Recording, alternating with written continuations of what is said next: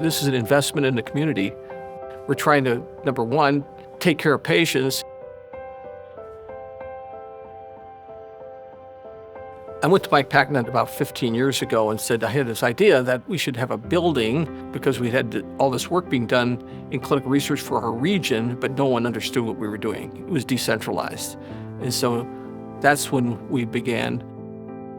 And the mission of the center was improving patient-centric care by bringing the newest therapies to patients and train young people on the future of being an investigator in the life science industry.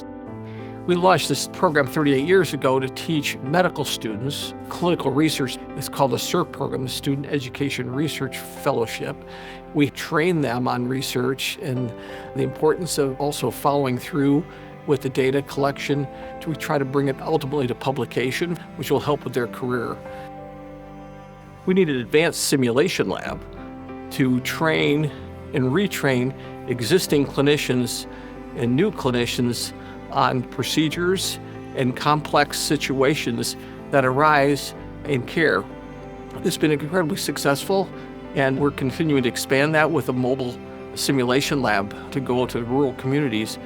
That's been very effective, and that means that patients will receive outstanding care in this region.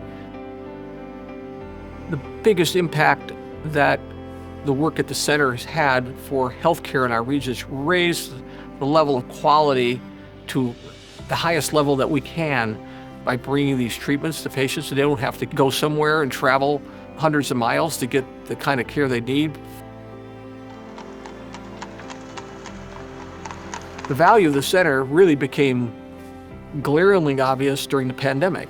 The health service informatics team all worked together on the data science side to figure out what the hospital had to do in real time to launch a vaccination clinic here and transform the conference center. And so the investment of Parkview to bring this over many years now was realized, right, and very tangible.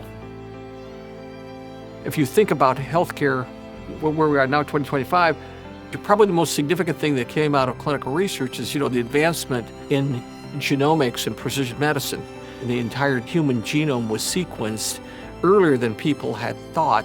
And we now are partnering with an entity called Helix to do complete genome-wide sequencing of the population in Northeast Indiana. So that's just going to get upstream in medicine. If we can treat women with breast cancer in the earliest stage, much better chance of curing it. And all of these things will create the opportunity for Northeast Indiana to have the healthiest community possible. And that is the future of the best care in our region.